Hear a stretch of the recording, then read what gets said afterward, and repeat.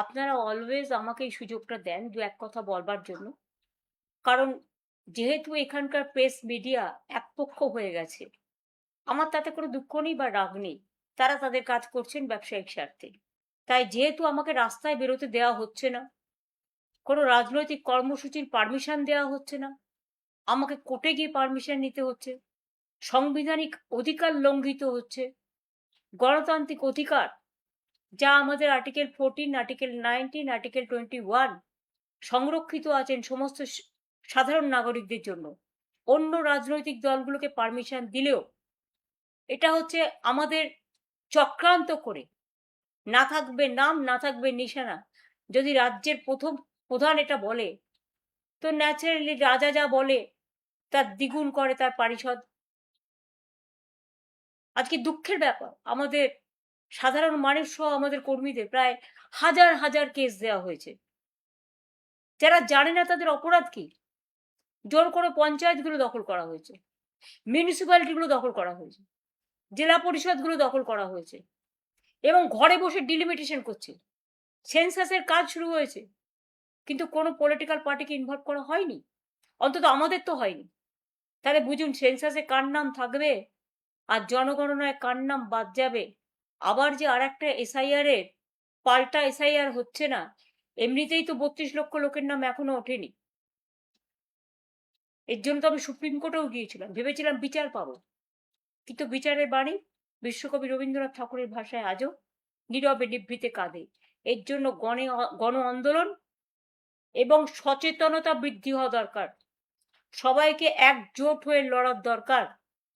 যারা ভাবছে আমি একেলা লড়বো, আমাকে তো পারমিশন দিচ্ছে মিটিংয়ে, তৃণমূল কংগ্রেসের মমতা ব্যানার্জিকে নাইবা দিল, তাতে আমরা গেনার হব। আমি বলি তারা সবচেয়ে বড় লুজার।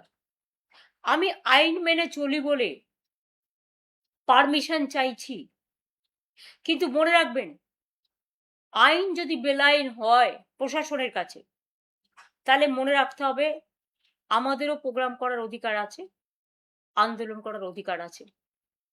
আমার খুব খারাপ লাগছে।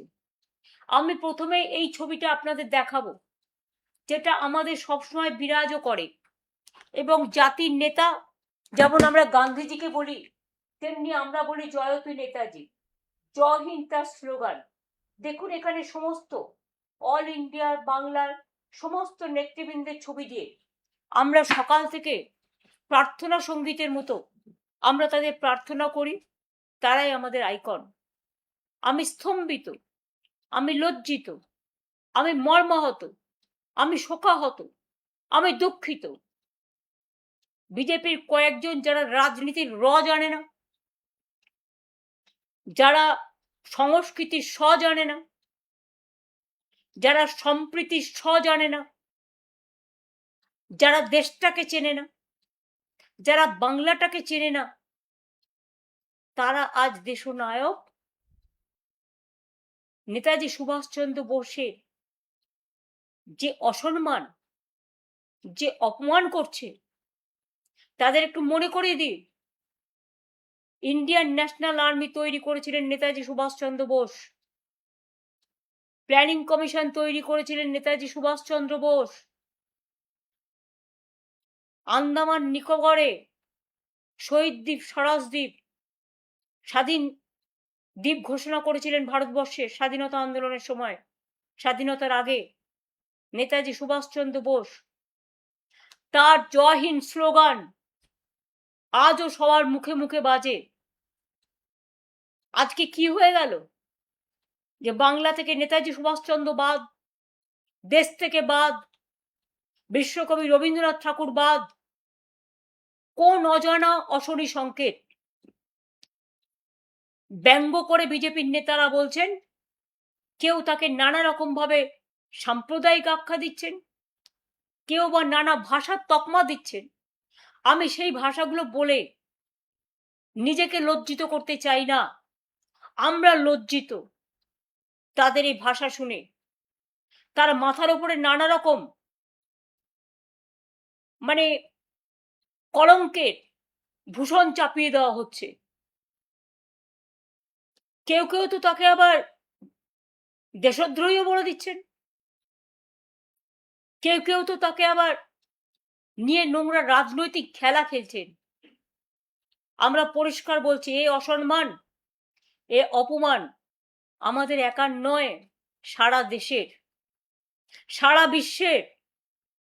এবং আমি মনে করি এখনো যাদের বিবেক আছে, আবেগ আছে, যারা ক্ষমতার চেয়ারের কাছে মাথা নত করে না, যারা দেশনেতাদের সম্মান জানায়, বিশেষ করে আমার ইয়াং জেনারেশন, ছাত্র, যুব, মা, বোন, সংস্কৃতি প্রেমী সকলকে বলবো, একটু তাকান। বাংলা কি বাংলা থেকে হারিয়ে যাবে? না যারা দেশের জন্য লড়াই করেছেন, প্রাণ দিয়েছেন, আজ পর্যন্ত কেউ জানে না? নেতাজি সুভাষচন্দ্র বোসের জন্মদিনটা আমরা জানি, মৃত্যুদিনটা জানি না? ক্ষমতায় আসার আগে বিজেপি সরকার অনেক কথা বলেছিল, ফাইল খুলবেন, উদ্ধার করবেন। সে তো কোথায় গেল সে ফাইল? কোন আলমারিতে গচ্ছিত রেখেছেন আমরা জানি না। কিন্তু আমরা বাপুজিকে, গান্ধীজিকে যেমন জাতির পিতা বলি, আমরা নেতাজিকে জাতির নেতা বলি, দেশের নেতা বলি, দেশের মহানায়ক বলি, বীর যোদ্ধা বলি, বীর স্বাধীনতা সংগ্রামী বলি। যে মানুষটা সাহস দেখিয়েছিলেন, সারা পৃথিবী ঘুরে ভারতবর্ষের জন্য তিনি দরবার করেছিলেন, আজকে তার জায়গায় তাকে অসম্মানিত হতে হবে, তাকে অপমানিত হতে হবে? আমি আমাদের আইটি টিমকে দায়িত্ব দিয়েছি, তারা আহ্বান জানাবে সব ছাত্র, যুব, ডিজিটাল আইটি যারা আছেন, নেতাজি সুভাষচন্দ্র বোসের অসম্মান মেনে নেবেন না, তারা একত্রিত হয়ে প্রতিবাদ করুন। পুলিশ পারমিশন আপনাদের দেবে না, কারণ পুলিশ, আমি জানি না, আমি একদিন এই পুলিশের সাথে কাজ করেছি, তাদের প্রতি আমার অলবেশ শ্রদ্ধা আছে, কিন্তু পুলিশকে দিকেই তো আজকে ভয় দেখাচ্ছে এমএলএদের, ভয় দেখাচ্ছে এমপিদের, পরিবারকে ভয় দেখাচ্ছে, ইডিকে দিয়ে ভয় দেখাচ্ছে, সিবিআইকে দিয়ে ভয় দেখাচ্ছে, আইসি গিয়ে গাড়ি নিয়ে গিয়ে বলছে, কোথাও কোথাও আমি শুনেছি, হয় বিজেপি যা বলবে সেই দলে চলুন, তা নাহলে জেলে চলুন। এটা বলা কি পুলিশের রক্ষা কবচের মধ্যে পড়ে, না পুলিশের কোনো আইনের মধ্যে পড়ে? টোটাল বেআইনি কাজটা আজকে পুলিশকে দিয়ে করা হচ্ছে, যার জন্য রাস্তায় এত ট্রাফিক জ্যাম, মানুষ ঘন্টার পর ঘন্টা আটকে থাকে, সেদিকে ভ্রুক্ষেপ নেই। আমি গঙ্গাজল ঘাটির আশা কর্মী, যেভাবে তিনি মারা গেছেন, বিজেপির এমএলএদের ঔদ্ধত্য, বিজেপির নেতাদের অভদ্র আচরণ, অসৌজন্যমূলক কথাবার্তা যা দেখছি, আমার কথা ছেড়ে দিন, আমাকে তো কুকথা অকথা বলতে ছাড়ে না। যদিও তারা জানে যে আমি কোনোদিন 1 পয়সা মাইনে পর্যন্ত নিইনি, আমি আজ পর্যন্ত এক পেনশন পর্যন্ত 1 পয়সা নিইনি, আমার বইয়ের রয়্যালটি দিয়ে আমার চলে, কিন্তু সেই রয়্যালটিটাও এবছরে আমি পাইনি। নিশ্চয়ই বিজেপির ভয়ে তারা মুখ বন্ধ করে বসে আছে। মানুষ বই কিনেছে বই মেলায়, সে টাকা আমাদের লোকেরাও জাগো বাংলা স্টল থেকে দিয়েছে, কিন্তু আজ পর্যন্ত আমি পাইনি, কারণ নিশ্চয়ই এতে কোনো খেলা আছে। আমাদের তো ব্যাংক অ্যাকাউন্ট থেকে শুরু করে সব ফ্রিজ করে দিয়েছে। বিজেপির কত অ্যাকাউন্ট আছে? সেন্ট্রাল কোষাগার, রাজ্যের আলাদা কোষাগার, ফন্টাল অর্গানাইজেশনের আলাদা কোষাগার, এমনকি আরএসএস রেজিস্টার্ড নয়। আমি ভেবেছিলাম তারা কখনো মুখ খুলবেন, তাদের কোষাগার, ফরেন থেকে তাদেরও মানি আসে, কই তাদের তো এফসিআর এ আটকায় না, খ্রিস্টানদের মানি আটকানো হয়, অন্যদের আটকানো হয়, আমরা ফরেন ফান্ড নিই না, কাজেই ফরেন ফান্ডের সাথে আমাদের যোগাযোগ নেই। তাই আমি কথা বলতে পারি, অনেক পার্টিই নেয়, তারা নেয় নিশ্চয়ই, তারা কোনো আইন করেছে বা কিছু একটা করেছে, কিন্তু ও বিজেপির যারা শাখা সংগঠন তাদের তো কোনো আইন নেই। আজকে যারা ইয়াং জেনারেশনকে নিয়ে নিটের বিরুদ্ধে আন্দোলন করলো, তাদের অ্যান্টি ন্যাশনাল বানানোর চেষ্টা হচ্ছে, তাদের উপর অত্যাচার হচ্ছে, তাদের পরিবারের উপর অত্যাচার হচ্ছে। আমি বলি, ওরে ভ্রষ্টাচারী সরকার, চ্যারিটি বিগিনস অ্যাট হোম। এই 3 মাসে বাংলায় তোমরা লক্ষ লক্ষ কোটি টাকা আমি শুনছি লুট হয়ে গেছে। কোনোদিন শুনেছেন স্লোগান দেয় রাম রাম, রামজির নামে। রামজি আমাদের কাছে মা দুর্গার পুজো করেছিলেন, রাম সীতা আমাদের কাছে চিরকালই আমরা জয় শ্রীরাম গান্ধীজিও বলেছিলেন। কিন্তু এরা রাম মন্দির থেকে শুরু করে, পানিহাটির মন্দির থেকে শুরু করে, বর্ধমানের সর্বমঙ্গলা মন্দির থেকে শুরু করে, আরো অনেক মন্দির থেকে, বেনারস থেকে শুরু করে, মধ্যপ্রদেশ থেকে শুরু করে, আসাম থেকে শুরু করে প্রণামী বাক্স লুট করছে। ভাবছে প্রণামী বাক্সটাও বিজেপির অধিকার। পুকুর সংস্করণ নিয়ে বর্ধমানে দেখলাম দুজন মহিলা খুব প্রতিবাদ করছিলেন, তাদের জায়গা, অথচ তারা জানে না গেরো বাহিনী গিয়েও উদ্বোধন করবেন। যার তার জায়গা দখল করে নিচ্ছে। ঠিক আছে, হকারদের নিয়ে তোমাদের এত আপত্তি, অল্টারনেটিভ পথ কেন তৈরি করলেন না? একটা মানুষের রুজি রোজগার কাটতে গেলে তাকে বিকল্প পথের সন্ধান দিতে হয়। কেন আপনারা ওদের জন্য বিকল্প পথ না করে প্রায় 1 কোটি লোক আজকে চাকরি হারা হয়েছে, অন্নপূর্ণা ভান্ডারের নামে অনেক ভাওতা হয়েছে, অনেক মহিলার নাম বাদ গেছে। যারা আমার ঘরের মা লক্ষ্মী, লক্ষ্মীর ভান্ডার নামটা কেটে দিয়েছে। আরে অন্নপূর্ণা মা ভাত দেয়, মা লক্ষ্মীও ভাত দেয়, এটা মাথায় রাখতে হবে। গর্দভ শক্তিদের মাথায় এটা নেই। অনেক উইডোরা পেনশন পায়নি। আজকে 3 মাস বাদে 4 আগস্ট, যখন 4 মাস শুরু হতে যাচ্ছে, আজকে 3 মাস পরে এই কথাগুলো বলছি। যে আশাকর্মী মারা গেছে, আমি সব আশাকর্মীদের পাশে আছি এবং আমি ইমিডিয়েট একটা টিম পাঠাতে চাই। আমি 2-1 দিনের মধ্যেই পাঠাবো, তাদের পরিবারের সাথে কথা বলবো। আমি নিজে যেতে চাই, আমাকে বেরোতে দেওয়া হচ্ছে না।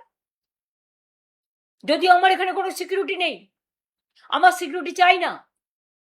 এমনকি 2টো কর্পোরেশনের আমাদের সহকর্মী বন্ধু, যারা আমাদের দিনরাত খাটে, রাস্তা পরিষ্কার রাখে, জল পরিষ্কার রাখে, নর্দমা পরিষ্কার রাখে, আমার এখানে ঝাড়ু দিতে আজ থেকে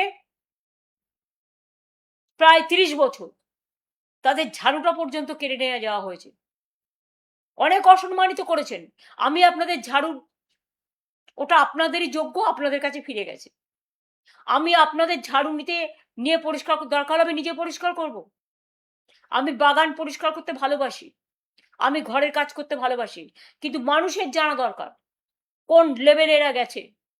আমরা কেউ জানি না কত হাজার কেস হয়েছে মানুষের নামে, সব জেলে। বাংলাটাকে একটা কারাগারে পরিণত করে দিয়েছে। কোথায় গেল আমার সোনার বাংলা? কোথায় আমার মামাটি মানুষের বাংলা? কোথায় রবীন্দ্রনাথ ঠাকুরের বাংলা?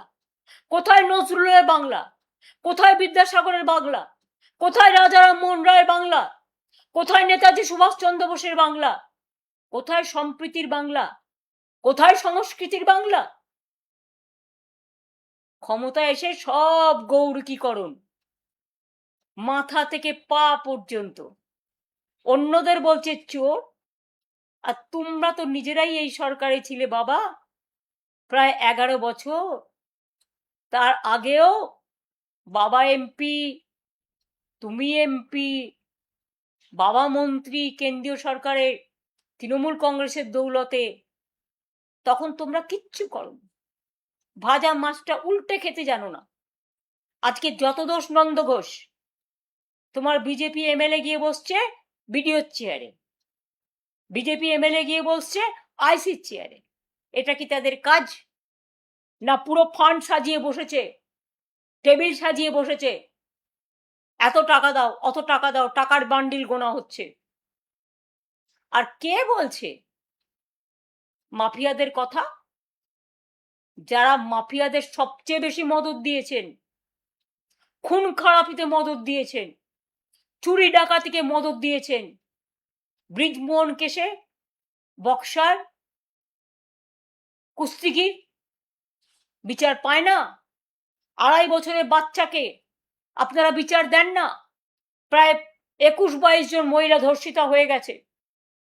হ্যাঁ, একজনেরও ঘটনা ঘটলে আমরা সবসময় অ্যাকশন নিয়েছি।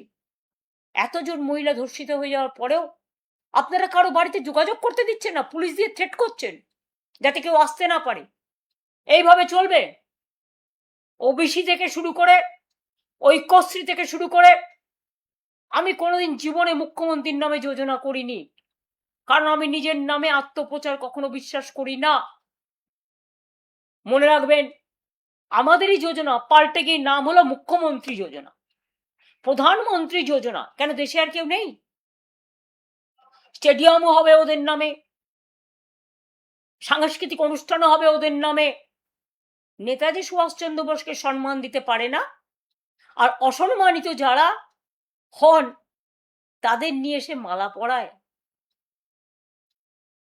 তাদের কাছে যারা অসম্মানিত, একটু দেশের দিকে ফিরে তাকান। আগে ঘর সামলান, সম্প্রীতি সামলান। ভাগাভাগি করে দিচ্ছেন। নেতাজি সুভাষচন্দ্র বোস সম্প্রীতির প্রতীক ছিলেন, তাই তার রাইট হ্যান্ড ছিল শাহনওয়াজ খান। কখনো তিনি মনে করেননি আমার পাশে হিন্দু আছে, না মুসলমান আছে, না শিখ আছে, না ঈসাই আছে। একটা কথা মনে করে দিন, যান গিয়ে খোঁজ নিন আর্মিতে, প্রত্যেকটা আর্মি ক্যান্টনমেন্টে মন্দিরও থাকে, মসজিদও থাকে, গুরুদ্বারাও থাকে, গির্জাও থাকে। স্বাধীন মতো তারা তাদের প্রে করেন। আমি নিজে চোখে দেখেছি বলে বলছি। আজকে নতুন করে কি হয়েছে আমি জানি না, আমি 3 মাস আগেকার কথাও বলছি। আর্মিতে হিন্দুরা কাজ করে না, মুসলিমরা কাজ করে না, শিখরা কাজ করে না, ঈসাইরা কাজ করে না, নেপালিরা কাজ করে না, গোর্খারা কাজ করে না। সব ধর্ম বর্ণ নির্বিশেষে সবাই ঐক্যবদ্ধ হয়ে জয় হিন্দ বলে, বন্দে মাতরম বলে, দেশের একতা নিয়ে কথা বলে, দেশ ও মাতৃকাকে রক্ষা করে। আর আপনারা কোথা থেকে জুটলেন একটা পার্টি, যে পার্টিটা না আছে কোনো ভূত, না আছে কোনো ভবিষ্যৎ, শুধু অত্যাচার করতেই শিখেছেন, আর মহিলাদের ঘৃণা করতে শিখেছেন, আর ছাত্র যুবদের গালিগালাজ দিতে শিখেছেন। তাই আপনাদের ধিক্কার জানিয়ে সুভাষচন্দ্র বোসকে প্রণাম জানানোর জন্য বিবেক সম্পন্ন মানুষের কাছে আমার আবেদন করে থাকবে, এখনো কি আপনারা চুপ থাকবেন? Sometimes silence is gold. কিন্তু মনে রাখবেন, কখনো কখনো সময় আসে যখন সব বাঁধ ভেঙে যায়, শুধু কারাগার সামনে দাঁড়ায়, তখন কিন্তু নদী পথ গতিরোধ করা যায় না। নদী কিন্তু আপন পথে এগিয়ে চলে। ভয় দেখিয়ে আর চমকে ভাবছেন সরকারি দলও আপনারা ঠিক করবেন, বিরোধী দলও আপনারা ঠিক করবেন, তার মানে কি বিরোধী বলে কিছু থাকবে না? এটা লজ্জাস্কর নয়, এটা নিন্দার ঝড় উঠবে আগামী দিন। অপেক্ষা করুন, ভবিষ্যৎ দেখাবে, এটাই ভবিতব্য। আর আমায় আপনারা যত আটকাবার চেষ্টা করবেন, আমি আরো দ্বিগুণ ভাবে ঘুরে দাঁড়াবো। কারণ আমি ছাত্র রাজনীতি করে এসছি, যুব রাজনীতি করে এসছি। আজও ছাত্র যুব হয়ে লড়াই করার মানসিকতা এবং অধিকার আমার আছে। মানুষ বিপদে পড়লে তাদের পাশে থাকা আমার অধিকার এবং কর্তব্য। আমি চেয়ারকে কেয়ার করি না, আমি মানুষকে কেয়ার করি। এটা মাথায় রাখবেন ভালো করে। আপনাদের মগজে বিষবৃক্ষ, কিন্তু আমাদের মগজে সম্প্রীতির বৃক্ষ। এটা মাথায় রাখবেন। এক জাতি, এক প্রাণ, একতা, এদেশ আমাদের বিধাতা। আমরা সবাইকে নিয়ে চলতে চাই, ভালোভাবে চলতে চাই। এটা যদি মাথায় রাখেন ভালো, আর যদি মাথায় না রাখেন, আগামী দিন বুঝবেন কত জেল আপনাদের আছে আর কত কারাগার আছে। লড়ে নেব, লড়বো, গড়বো, জিতবো। জয় হিন্দ, বন্দে মাতরম, জয় বাংলা, জয় তু নেতাজি।